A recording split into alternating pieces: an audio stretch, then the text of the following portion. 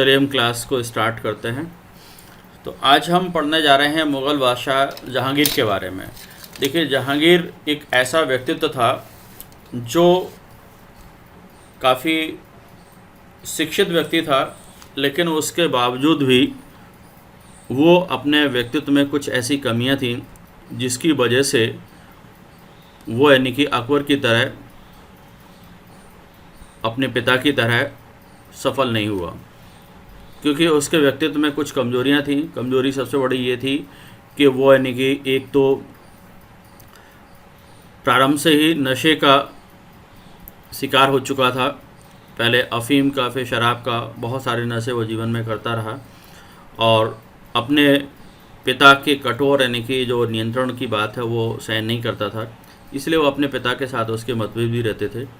तो इस जहांगीर के बारे में हम आज चर्चा कर रहे हैं। तो एग्ज़ाम पॉइंट ऑफ व्यू से आपका बता सकते हैं हम कि जहांगीर आपका चौथा मुग़ल बादशाह था, यानी कि गद्दी पर 1605 में बैठा था और ये आपका 1627 तक यानी कि इसका बादशाह के रूप में शासनकाल रहा। ये आपका जहांगीर का वास्तविक नाम सलीम था, जिसे बाद में आपका जहांगीर की उपाधि दी गई थी और जहांगीर का मतलब होता है दुनिया को जीतने वाला। अब हम बात करते हैं कि जो इसका जन्म आपका जहांगीर का 30 अगस्त 1569 को फतेहपुर सीकरी में हुआ था। और इसके पीछे भी एक कहानी है कि आपका जो सलीम नाम दिया गया और इसका जन्म कैसे हुआ। तो सबसे महत्वपूर्ण बात यह है कि जो जहांगीर के पिता अकबर आपके सूफ़ी संत थे शेख सलीम चिश्ती, इनके बहुत बड़े मुरीद थे, उनके बहुत बड़े शिष्य थे। तो उन्हीं के आशीर्वाद से ये अकबर का ने अपनी जो पत्नी थी जोधाबाई, वो यानी कि शेख सलीम चिश्ती के यानी कि जो उनकी कुटिया थी वहीं पर इनको छोड़ दिया था। तो आपका जोधाबाई ने आपका जहांगीर को शेख सलीम चिश्ती के कुटिया में ही जन्म दिया था और अकबर इसको प्यार से शेखू बाबा के नाम से बुलाता था। लेकिन इस जहांगीर को यानी कि उसका जो नामकरण है वो अकबर ने अपने जो गुरु थे शेख सलीम चिश्ती, उनके आशीर्वाद से इसका जन्म हुआ था, इसलिए उसका नाम सलीम रखा था। और इसके पिता का नाम अकबर था और इसकी जो माँ थी मरियम जवानी, उसका उर्दू नेम है। और आपका वैसे ये आमेर के राजा जो भारमल थे, उनकी ये जोधाबाई पुत्री थी, उन्हीं से गर्भ से इनका जन्म हुआ था जहांगीर का।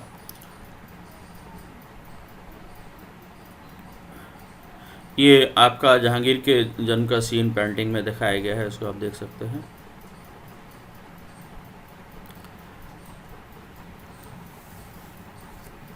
सलीम को शिक्षा का काम आपके अब्दुल रहीम खान खाना को दिया गया था। अब्दुल रहीम खान खाना ये आपका बैरम खां का बेटा था, जिसको अकबर ने अपने बेटे की तरह पाला था और उसका पालन पोषण किया था। इसको यानी कि मुख्य शिक्षक के रूप में इसको अब्दुल रहीम खान खाना को नियुक्त किया था। और आपका अकबर के 3 लड़के हुए थे, इसमें आपका सलीम, मुराद और दानियाल। ये आपका मुराद और जो दानियाल थे वो यानी कि अकबर के जीवन काल में ही शराब पीने की आदत से मर चुके थे। और जो सलीम था वो अकबर की मृत्यु पर नूरुद्दीन मोहम्मद जागीर के नाम से गद्दी पर बैठा था। ये बहुत इम्पोर्टेंट बात है कि इसका जो पूरा नाम था नूरुद्दीन मोहम्मद जहांगीर था। नूरुद्दीन मोहम्मद जहांगीर के नाम से ये गद्दी पर बैठा था। और आपका जब ये गद्दी पर बैठा तब आपका एक भी यानी कि शहजादा नहीं बचा था कि जो गद्दी की दावेदारी कर सकता था, क्योंकि आपके मुराद और दानियाल पहले से ही इनकी डेथ हो चुकी थी। तो इसलिए आपका सिर्फ जो बचा था तो वो आपका सलीम बचा था। जहांगीर अपने प्रारंभिक जीवन में शराबी और आवारा शहजादे के रूप में बदनाम था, क्योंकि मैंने बताया कि ये नशे का शौकीन था और ये अफ़ीम, शराब, तरह तरह के नशे करने लगा था। और यानी कि उसको अकबर एक जबकि बहुत जिम्मेदार बनाना चाहता था, लेकिन उसमें बहुत सारी कमियां थीं। उसके पिता जो सम्राट अकबर थे, उसकी बुरी आदतें छुड़ाने के लिए बड़ी चेष्टा करते रहे और बहुत कोशिश की, लेकिन उसके बाद भी उनको सफलता नहीं मिली। और इसलिए समस्त सुखों के होते हुए भी वह अपने बिगड़े हुए बेटे के कारण जीवन पर्यंत दुखी रहा। क्योंकि इससे पहले ही और 2 बेटे थे, आपका मुराद और दानियाल, दोनों की डेथ हो चुकी थी। तो अब उसको इस बात की बड़ी चिंता रहती थी कि आपका जो हुमायूं है, आपका जो जहांगीर है, वो यानी कि अच्छा स्वस्थ जीवन व्यतीत करें। और इसी वजह से बुरी आदतों को, शराब जैसी आदतें थी, उनको छुड़वाना चाहता था। लेकिन आपका अकबर और जहांगीर के रिश्तों में खटास बनी रहती थी। वो यानी कि बिगड़ा हुआ शहजादा था, अकबर उससे बड़ा दुखी रहता था।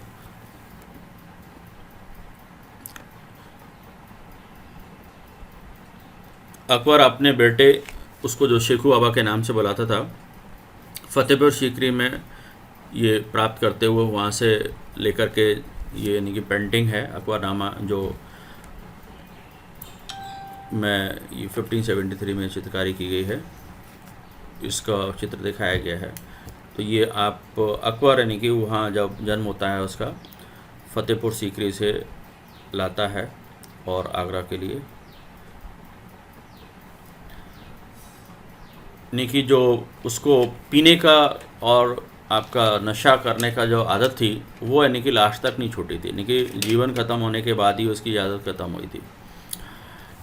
1585 में अकबर ने जहांगीर को 12,000 का मनसबदार भी दिया था। जब वो यानी कि अकबर बादशाह था, तो उस समय उसको शहजादे के रूप में 12,000 का मनसबदार दिया। ये यानी कि आपका सबसे बड़ा मनसबदार था। यानी कि अकबर ने मनसबदारी जो प्रणाली स्टार्ट की थी, उसमें आपका जो सैनिक और सैनिक अधिकारी थे, उनको मनसबदार दिया जाता था। और इसी मनसबदार में आपका जो सर्वोच्च मनसबदार था, वो 5,000 का होता था, यानी कि जो अधिकारियों को दिया जाता था। और लेकिन अकबर ने अपने बेटे जहांगीर को यानी कि 12,000 का मनसबदार दिया था। और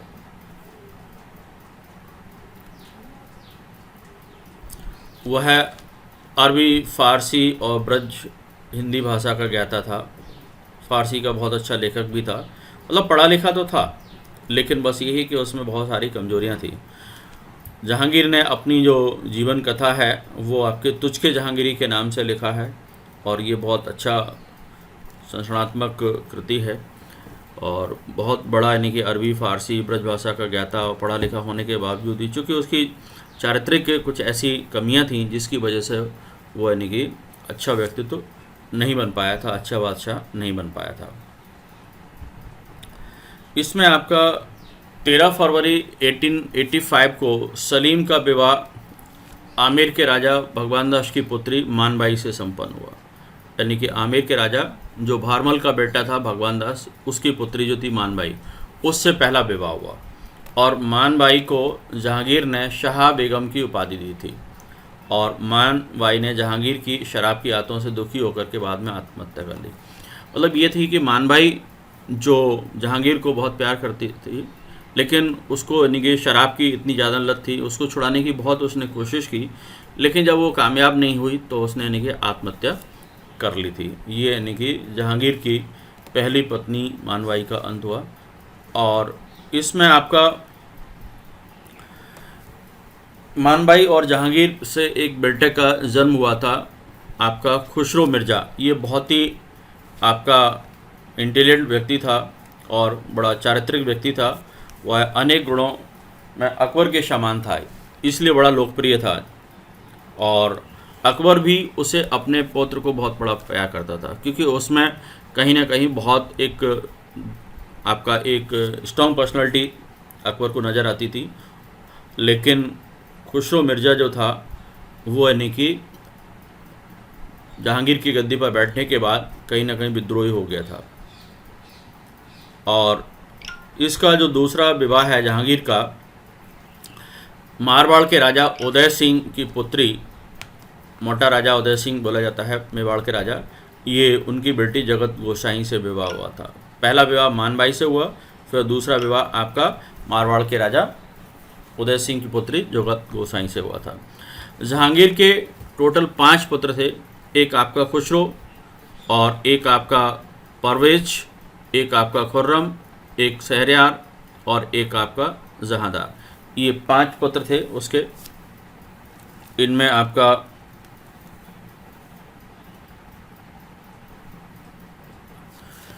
जो खुसरो था वो मानबाई का बेटा था, ये आपका सबसे बड़ा बेटा था। तो जहांगीर के सबसे बड़े बेटे आपका जिसका नाम खुसरो था, और 1606 में इसने अपने पिता यानी कि जहांगीर के खिलाफ विद्रोह कर दिया था। और ये खुसरो और जहांगीर की सेना के बीच जो युद्ध हुआ था वो जालंधर के पास हुआ था, और खुसरो को पकड़ करके जेल में डाल दिया था। और खुसरो की सहायता यानी कि उस समय जो सिखों के गुरु थे, 5वें गुरु, जहांगीर ने बड़ी सहायता की थी जब उनके वो आश्रम में पहुंच गया था। तो इस वजह से आपका गुरु अर्जुन देव थे, उनको भी यानी कि उसने फांसी दिलवा दी थी। यानी कि आपका जहांगीर जो था वो आपका गुरु अर्जुन देव का हत्यारा साबित हुआ। ये सिखों के 5वें गुरु थे, जिन्होंने आपके सिखों के 5वें गुरु अर्जुन देव ने गुरु ग्रंथ साहिब की रचना की है। ये बहुत महत्वपूर्ण गुरु माने जाते हैं। आपका 1606 में 1606 में जहांगीर ने 5वें सिख गुरु अर्जुन देव को मार डाला, क्योंकि उनके खिलाफ विद्रोह करने वाले जहांगीर के बेटे आपका जो खुसरो था उसकी मदद की थी। ये बहुत आपका जहांगीर के ऊपर बहुत बड़ा एक कलंक माना जाता है, क्योंकि उसने सिखों के जो मुगलों से अभी तक कोई संबंध खराब नहीं थे, लेकिन यहाँ से यानी कि खराब होना शुरू हो जाते हैं, क्योंकि सिखों के आपके जो गुरु थे वो यानी कि अकबर के समय में बहुत सम्मान पाते थे। आपका गुरु रामदास थे, उनको यानी कि उन्होंने अकबर ने ज़मीन दान में दी थी, लेकिन आपके इस समय तक आते आते, जहांगीर के समय तक आते आते सिखों के साथ, सिख गुरुओं के साथ में मुगलों के संबंध खराब हो गए। और 1609 में जहांगीर को इंग्लैंड के राजा जेम्स फर्स्ट के एक दूत जो थे विलियम हॉकिंस आकर के मिले, जो व्यापार रियायत प्राप्त करने के लिए भारत पहुंचे थे। यानी कि इस समय की खास बात यह है कि आपकी जो ईस्ट इंडिया कंपनी थी ब्रिटेन की, उसकी स्थापना 1600 में हुई थी। उस समय मुग़ल बादशाह आपका अकबर था। लेकिन जब यानी कि हिंदुस्तान में सक्रिय रूप से व्यापार करने के लिए जब आए, तो यानी कि हिंदुस्तान में उस समय मुग़ल बादशाह जहांगीर बन चुका था, और जहांगीर से आपका व्यापार के लिए रियायतें प्राप्त करने के लिए, रिलैक्सेशन लेने के लिए, आपका वहाँ का जो राजा था इंग्लैंड का जेम्स फर्स्ट, उसने एक अपना दूत भेजा था जिसका नाम था विलियम हॉकिंस, जो आकर के जहांगीर से दरबार में आकर के मिला था और उसको अच्छी मुलाकात हुई थी। 1611 में जहांगीर ने एक अफ़गान विधवा जो थी मेहरुनिसा, उससे शादी की थी। बाद में उन्होंने उसको नूर महल, यानी कि नूर महल का मतलब होता है आपका महल का प्रकाश, नूर मतलब प्रकाश होता है, महल मतलब महल है आपका, और दूसरा फिर नाम दिया नूर जहां। नूर मतलब प्रकाश और जहां मतलब आपका विश्व, विश्व का प्रकाश, यानी कि वो काफ़ी सुंदर महिला थी। इस वजह से उससे विवाह करने के बाद ये उसने उपाधियां दी थी। जहांगीर से पहले नूरजहां का एक विवाह हो चुका था, वो आपका अली कुली बेग या शेर अफगन से हो चुका था। इसके बारे में हम आपको थोड़ा सा डिटेल और बताते हैं।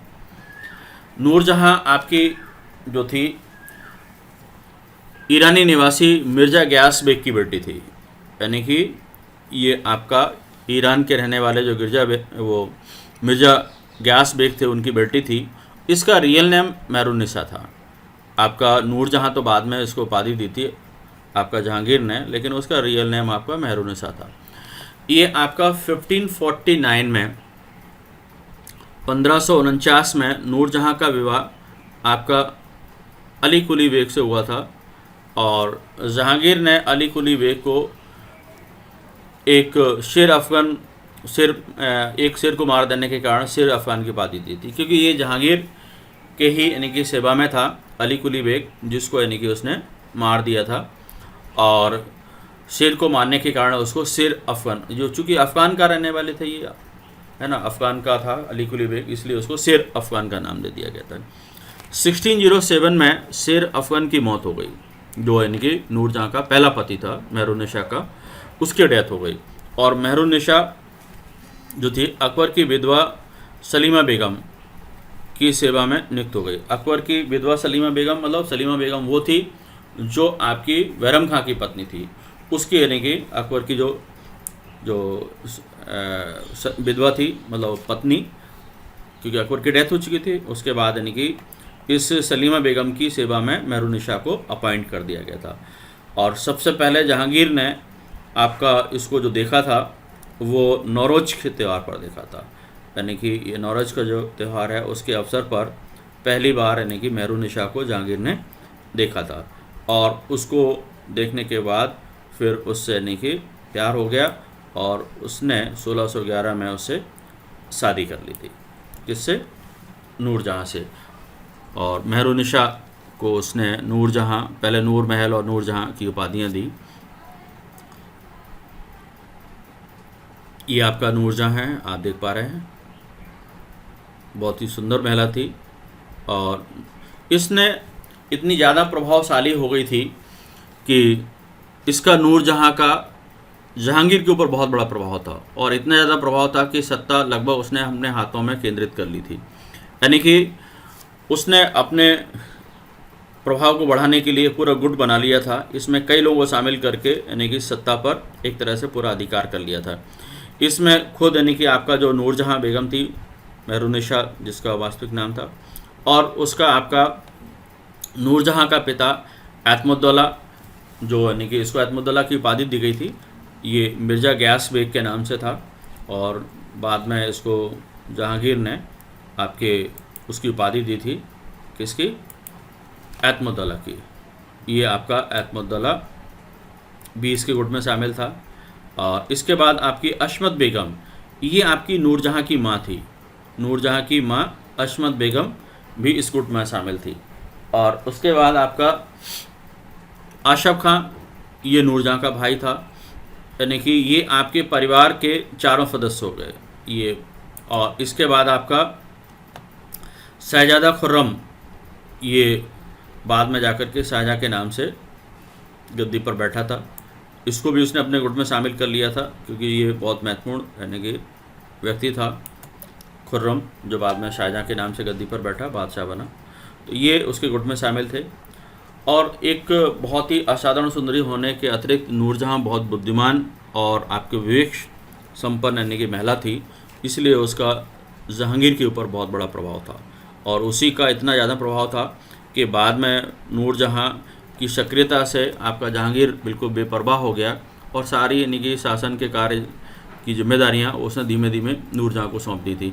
और बाद में ये स्थिति हो गई थी कि नूरजहाँ जो कहीं ना कहीं देखा जाए तो आपकी एक तरह से उसने बादशाह की सत्ता को नियंत्रित करने लगी थी। बहुत सारे यानी कि ऐसे काम थे दान वगैरह के, वो यानी कि नूरजहाँ के यानी कि साइन से ही काम चलने लगा था। इस प्रकार से नूरजहाँ बहुत ज़्यादा प्रभावशाली महिला हो गई थी।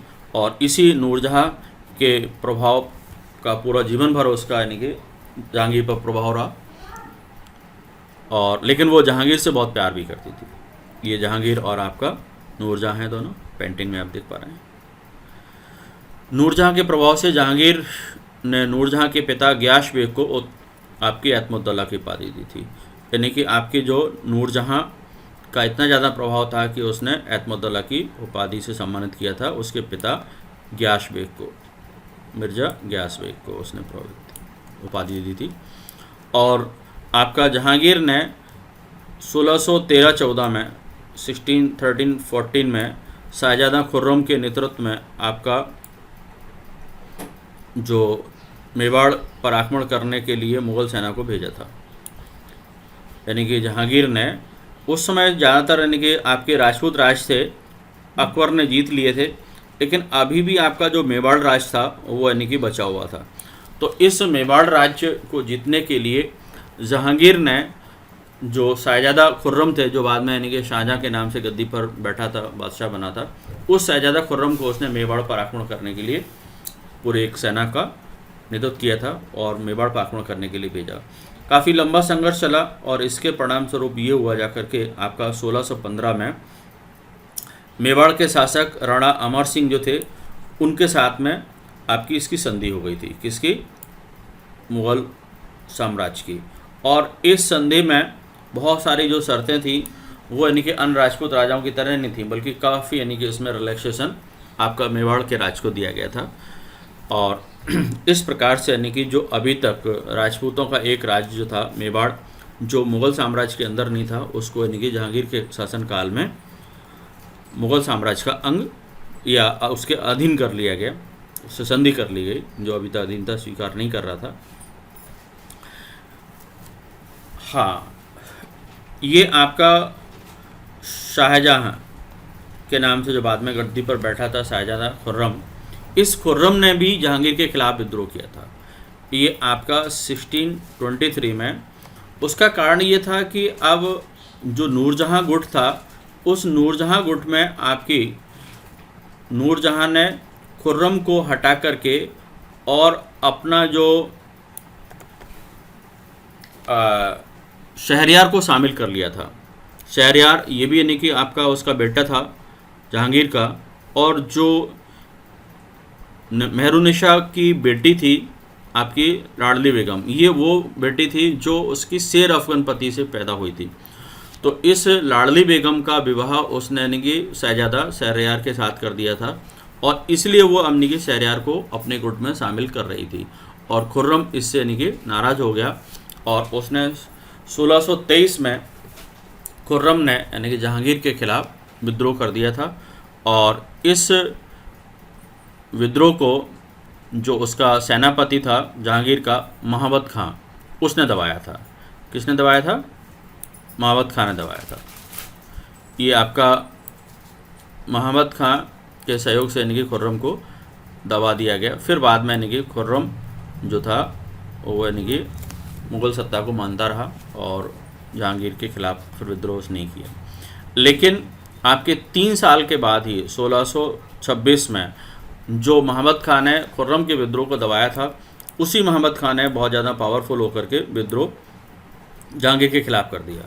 और ये आपका महाबत खां का जो 1626 में विद्रोह हुआ, इस विद्रोह में आपका इसको दबाने का काम नूरजहाँ और आपका जहांगीर ने खुद किया, और इसमें खुर्रम ने भी सहयोग किया था कहीं ना कहीं।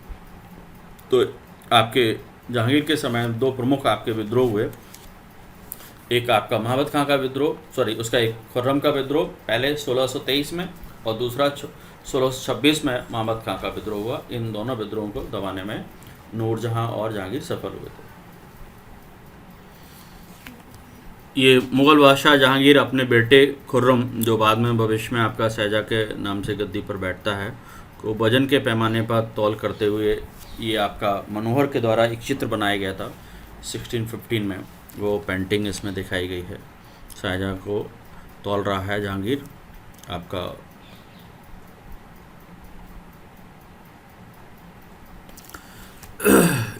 ये जहांगीर के शासनकाल की सबसे महत्वपूर्ण बात वो आपका पेंटिंग है।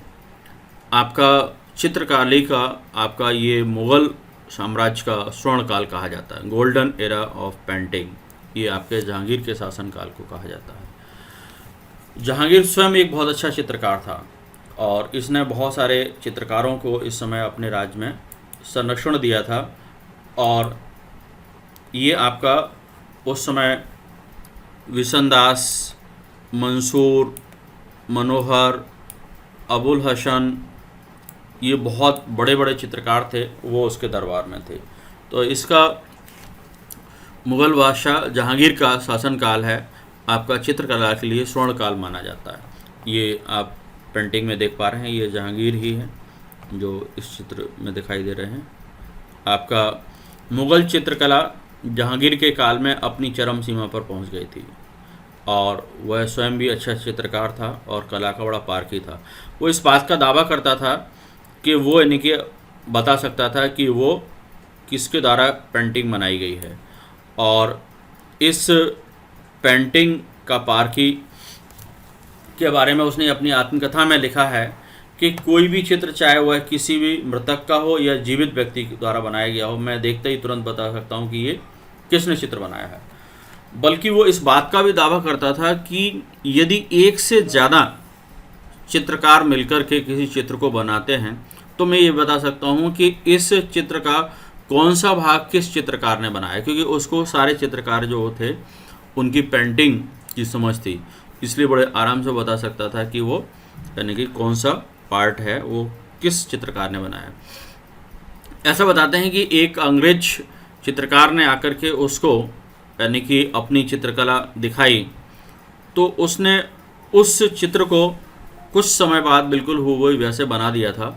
और जब यानी कि उस चित्र को ला कर के उसने उस अंग्रेज को दिखाया तो वो अंग्रेज ये समझ नहीं पाया कि उसके द्वारा कौन सी बनाई गई पेंटिंग थी। मतलब उसने पूरी तरह से उसको यानी कि वैसा का ही वैसा बना दिया था। तो वो इस बात से यानी कि वो बहुत अच्छा चित्रकार था पता चलता है, और कला का बहुत अच्छा पारखी था। तो इसके समय चित्रकला का बहुत अधिक विकास हुआ।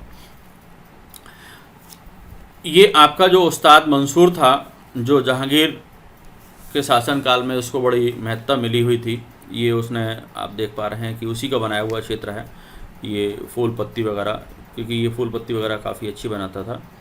और आपका उस्ताद मंसूर के जो था जहांगीर के समय पशु पक्षियों और पुष्पों के चित्रांकन के लिए सबसे ज़्यादा माना जाता था। और जहांगीर ने उस्ताद मंसूर को नादिर उल अस की उपाधि दी थी। नादिर उल अस की उपाधि उस्ताद मंसूर को जहांगीर ने दी थी। और उस्ताद मंसूर का जो सबसे फेमस चित्र है वो है साइबेरियन सारस का, यानी कि उसके द्वारा साइबेरियन सारस का चित्र बनाया गया था। ये सबसे महत्वपूर्ण चित्र माना जाता है उस्ताद मंसूर का। और इसके समय आपका जो चित्रकार था अबुल हसन चित्रकार ने तुझके जहांगीरी, जो यानी कि आपका जहांगीर की आत्मकथा थी तुझके जहांगीरी, उसका जो आपका फ्रंट कवर था यानी कि फ्रंट पेज जो था उस पर यानी कि चित्र बनाए थे। इसके लिए वो चित्रकारी का चित्र आपका अबुल हसन के द्वारा बनाया गया था। और ये आपका मोहम्मद नादिर समरकंद का रहने वाला था, ये जहांगीर के समय का चित्रकार था। विशन दास, ये भी बहुत महत्वपूर्ण यानी कि चित्रकार थे आपके जहांगीर के शासनकाल में। और ये आपके छवि चित्र यानी कि किसी के चेहरा वगैरह यानी कि बनाने का जो चित्र बनाने में बहुत माहिर थे। इसको जहांगीर के आदेश पर इन्होंने फारस का जो राजा था शाह अब्बास, उसका और उनके परिवार के सदस्यों का चित्र बनाने फारस भेजा था, क्योंकि वो किसी का भी चेहरा देख करके बिल्कुल वैसी ही पेंटिंग कर देते थे विशन दास। और ये आपके देख रहे हैं कि इसमें आपके हिंदू और मुसलमान दोनों ही वर्ग के लोग यानी कि जहांगीर के और अकबर के समय में चित्रकार थे। अबुल हसन चित्रकार ने ये आपका उसका प्रमुख चित्र बनाया था। और जहांगीर ने अबुल हसन को एक जो उपाधि दी थी अबुल हसन को, वो आपकी नादिर उल जमा की उपाधि दी थी। यानी कि अबुल हसन को कौन सी उपाधि दी थी? नादिर उल जमा। और इसके समय में कलाकारों ने एक ख़ास बात दी कि डार्क कलर बनाने का, जैसे मोर के गले सा नीला रंग, बिल्कुल डार्क ब्लू, और लाल रंग का प्रयोग ये काफ़ी ज़्यादा हुए हैं उसके समय में। और आपका चित्रों को त्रिआयामी यानी कि 3D आपके 3 डायमेंशन प्रभाव भी देखने को मिलता है। तो इस समय यानी कि चित्रकारी बहुत अच्छे लेवल की हो गई थी। ख़ास बात यह है कि इसमें आपके डार्क कलर काफ़ी यूज़ होने लगे थे, और स्पेशली आपका डार्क ब्लू और डार्क रेड का यूज़ हो रहा था। और इस समय के जो चित्र थे वो आपके 3 डायमेंशन चित्र बनने लगे थे। और इसके समय में आपका एक ख़ास और बहुत अच्छा प्रभाव हुआ, एक बहुत अच्छा इन्वेंशन हुआ, यानी कि गुलाब से इत्र बनाने का, यानी कि आपका परफ्यूम बनाने की विधि जो है वो आपकी नूरजहाँ ने ईजाद की थी। और इसमें आपका नूरजहाँ की माँ का विशेष वो था, अस्मत बेगम का, वो इसने काम किया था। हालांकि नूरजहाँ का भी इसमें रोल था, लेकिन सबसे बड़ा जो काम था नूरजहाँ की माँ अस्मत बेगम ने, यानी कि गुलाब से इत्र बनाने की विधि का आविष्कार कर लिया था। चलिए नेक्स्ट अब देखते हैं हम जहांगीर के समय और क्या हुआ।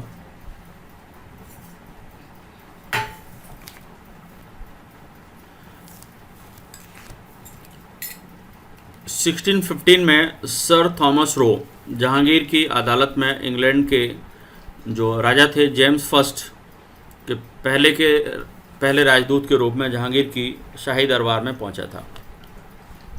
और इसके प्रयासों के परिणाम स्वरूप गुजरात में सूरत में पहला अंग्रेजी कारखाना स्थापित किया गया था।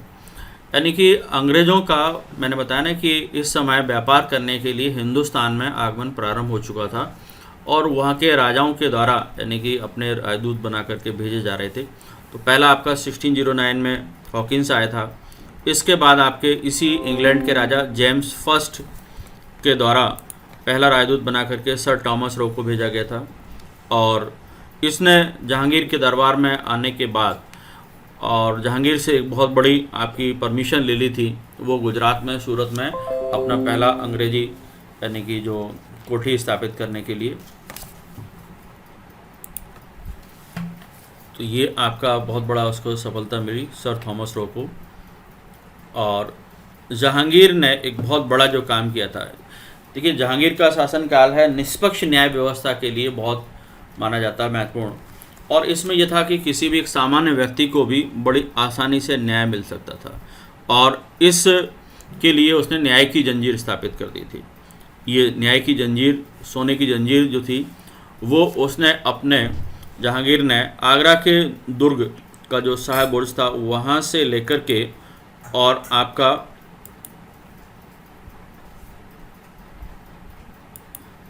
शाह बुर्ज तक के लिए, आगरा के शाह बुर्ज से लेकर के यमुना के तट तक, यानी कि उसने एक पूरी जंजीर लगा दी थी, सोने की जंजीर। तो ये काफ़ी महत्वपूर्ण मानी जाती है क्योंकि इस जंजीर में ये था कि कोई भी एक सामान्य व्यक्ति यानी कि आपका ये जंजीर खींच करके और घंटी बजा करके आपका जहांगीर के दरबार में आकर के न्याय मांग सकता था। ये बहुत महत्वपूर्ण बात थी। और जहांगीर आपका स्वयं चित्रकार होने के कारण जहांगीर कला और साहित्य का बहुत बड़ा ज्ञाता था और किराने घराने की उत्पत्ति का मुख्य स्रोत आपका इसी जहांगीर को दिया जाता है। उसने अपनी जो आत्मकथा है तुझके जहांगीरी के नाम से लिखी है, ये उसकी बहुत बड़ी साहित्यिक योग्यता का प्रमाण है। जहांगीर ने फ़ारसी भाषा में, ये हाँ किस भाषा में लिखी है आत्मकथा अपनी, वो आपका फ़ारसी भाषा में लिखी है। आपका तुझके जहांगीरी उसने किस भाषा में लिखी थी, फ़ारसी भाषा में लिखी थी। और इसको बाद में पूरा किया था आपका मोतबिद खान ने। ये स्टार्टिंग की उसने खुद लिखी है लेकिन बाद में ये मोतबिद खान ने पूरा किया था। और अबुल हसन ये एक बहुत बड़ा चित्रकार था उसके समय। तो जहांगीर की जो आत्मकथा तुझके जहांगीरी का कवर पेज जो था वो इसी के द्वारा बनाया गया था। किसके द्वारा बनाया गया था, आपका अबुल हसन के द्वारा बना। नूरजहाँ ने अपने उत्तर जीवन में शासन का समस्त भार, जहांगीर ने अपना जीवन के बाद के समय में अपना शासन का समस्त भार नूरजहाँ को दे दिया था और वो यानी कि सारी चीज़ों से मुक्त होने लगा था। और सौभाग्य से अकबर के काल में मुग़ल साम्राज्य की नींव इतनी सुदृढ़ रखी गई थी कि जहांगीर के निकम्मेपन से उसमें कोई खास कमी नहीं आई थी। मतलब शासन व्यवस्था काफ़ी स्ट्रॉन्ग थी। जहांगीर जबकि बहुत तरह से देखा जाए निकम्मा टाइप का था, लेकिन उसके बावजूद भी नूरजहाँ ने उसको अच्छी तरह से संभाल लिया था। और 28 अक्टूबर 1627 में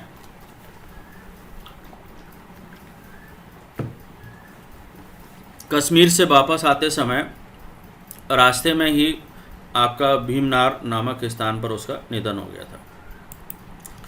किसका निधन हो गया था? आपका जहांगीर का। कहाँ पर हो गया था? भीमनार नामक स्थान पर हो गया था। और लाहौर के पास आपका जो आज पाकिस्तान में जो लाहौर है उसके पास में शहादरा में रावी नदी के किनारे उसको दफनाया गया था और यहीं पर उसका मकबरा बना हुआ। जहांगीर के बाद उसका जो बेटा था खुर्रम, वो यानी कि शाहजहाँ के नाम से मुग़ल बादशाह बना था। अब इसके समय के कुछ आर्किटेक्चर हम देखते हैं। आपका वास्तुकला, ये बहुत इम्पॉर्टेंट बिल्डिंग है, आप देख पा रहे हैं। ये जहांगीर का मकबरा है। ये जहांगीर का मकबरा आपका शहादरा यानी कि लाहौर में है। ये बहुत ही इम्पॉर्टेंट बिल्डिंग है, ये आप देख पा रहे हैं। और ये देखिए, ये भी जहांगीर के समय की बहुत महत्वपूर्ण बिल्डिंग है। ये उसने जहांगीर ने आपका ओरछा में महल बनवाया गया है, इसी के लिए बनवाया गया था। वीर सिंह बुंदेला जो उसका मित्र था उसके द्वारा, इसी के सम्मान में। ये इसी के समय की बिल्डिंग है, वीर सिंह बुंदेला के द्वारा बनवाई गई थी ओरछा में। ओरछा महल वो जहांगीर महल के नाम से है। और ये देखिए, ये बहुत महत्वपूर्ण बिल्डिंग है आपकी, जहांगीर महल है। ये आपका आगरा में है जहांगीर महल, ये भी इसी के समय बनवाया गया है। और ये देखिए, ये बहुत ही महत्वपूर्ण बिल्डिंग मानी जाती है, इसके समय की सबसे इम्पोर्टेंट बिल्डिंग जहांगीर के समय की। ये आपका जो नूरजहाँ के पिता थे आपके ऐतमुद्दौला, जिनको उपाधि दी गई थी मिर्ज़ा गयास बेग उनका वैसे रियल नेम था। और इस ऐतमुद्दौला का जो मकबरा है ये आपके आगरा में है। इस बिल्डिंग के बारे में ख़ास बात ये है कि ये आपके मुग़ल काल की पहली बिल्डिंग है जिसमें सफ़ेद संगमरमर का प्रयोग किया गया। आप देख पा रहे होंगे, अभी तक जितनी मैंने बिल्डिंग अभी आपको चित्र में दिखाई थी सारी लाल कलर की थी। ये मुग़ल काल की पहली बिल्डिंग है। अकबर के समय भी कोई ऐसी बिल्डिंग नहीं बनी जिसमें मार्बल का यूज़ हुआ, वो पूरा लाल पत्थर का यूज़ हुआ है। ये यानी कि मुग़ल काल की पहली बिल्डिंग है जिसमें सफ़ेद संगमरमर का यूज़ हुआ। इसके बाद हाँ, शाहजहाँ के समय में ज़्यादातर काफ़ी बड़ी बिल्डिंग बनी है जो यानी कि संगमरमर का जिनमें यूज़ किया गया है, लेकिन पहली बिल्डिंग जो मुग़ल काल की है जिसमें आपका मार्बल का यूज़ हुआ है तो वो आपका ऐतमुद्दौला का मकबरा। अच्छा, पूरे हिंदुस्तान में यदि कोई मकबरा पहला बना है जो आपका मार्बल का जिसमें यूज़ हुआ है तो वो हुसैन शाह का मकबरा है। ये आपके मध्य प्रदेश के मांडू में है, लेकिन मुग़ल काल में पहली बार इसी ऐतमुद्दौला के मकबरे में संगमरमर का यूज़ हुआ। ये बहुत इंपॉर्टेंट बिल्डिंग है। इत्माद उद्दौला का मकबरा आपका 1626 में आपका नूरजहाँ बेगम ने आपका बनवाया था। ये आपका नूरजहाँ ने 1626 में आगरा में ये आपका मकबरा बनवाया था अपने पिता गयास बेग की स्मृति में। और ये पहली बिल्डिंग है जो आपकी सफ़ेद मार्बल का जिसमें यूज हुआ है। ठीक है। हाँ, अशोक को कौशाम्बी स्तंभ पर जो चंद्रगुप्त की प्रयाग प्रशस्ति और जहांगीर का लेख यानी कि उत्तीर्ण है। ये आपका अशोक का जो कौशाम्बी स्तंभ है वहाँ पर यानी कि जिस पर बहुत महत्वपूर्ण है, जहांगीर का लेख उत्कीर्ण है इस पर। और जहांगीर के मकबरे का निर्माण आपका नूरजहाँ ने करवाया था, ये शाहदरा में। ये बहुत महत्वपूर्ण बात है। आपका देखा जाए तो ये जहांगीर के मृत्यु के बाद ही इसका यानी कि स्टार्ट हुआ था। और जहांगीर के दरबार में आपके विलियम हॉकिंस और विलियम फिच और sir Thomas Roe, Edward Terry ये यात्री आए थे। आपका विलियम हॉकिंस ये आपका इंग्लैंड के राजा जो जेम्स फर्स्ट थे उनके द्वारा ये राजदूत बना कर भेजा गया था। और ये विलियम फिंच आपका यात्री था। सर थॉमस रो ये भी आपका जेम्स फर्स्ट के द्वारा आपका राजदूत बना के भेजा गया था। और एडवर्ड टेरी ये आपके सारे लोग हैं वो यानी कि यात्री के रूप में जहांगीर के शासनकाल में आए थे। जहांगीर ने आपका श्रीनगर में एक शालीमार बाग बनवाया था, और इसके शासनकाल में, जहांगीर के शासनकाल में प्लेग बीमारी बहुत भयंकर फैली थी। ये बहुत दोनों इम्पोर्टेंट बातें हैं। हाँ, अभी जो मैं बात कर रहा था यात्रियों में, आपका विलियम फिंच, ये हॉकिंस के साथ ही आया था, और जहांगीर के शासनकाल में विदेशी यात्री था ये फिंच। और फिंच ने अनारकली की कथा का वर्णन किया है। ये सलीम और अनारकली की जो प्रेम कथा है, उस समय के किसी भी इतिहासकार ने इसका उल्लेख नहीं किया है। सिर्फ जो विलियम फिंच है, जो भारत में आया था, उसने ज़रूर अपनी पुस्तक में ये अनारकली की कथा का वर्णन किया है। और जहांगीर ने आपका जो उस समय राजदूत आया था, सर टॉमस रो, इंग्लैंड से, उसको खान की उपाधि दी थी। ये खान की उपाधि किसको दी गई थी? आपकी सर टॉमस रो को दी गई थी जहांगीर के द्वारा। इसके समय एक खास चीज़ स्टार्ट हुई थी, पीटर ड्यूरा। ये आपकी पक्षीकारी की इटालियन पद्धति है। इसका सबसे पहले प्रयोग आपका जहांगीर के शासनकाल में ही हुआ था, और ये एतमुद्दौला का जो मकबरा है उसमें पहली बार पीटर ड्यूरा का यूज़ हुआ है। और बाद में फिर जाकर के आपके जहांगीर के शासनकाल में पीटर ड्यूरा का सबसे ज़्यादा यूज़ हुआ है।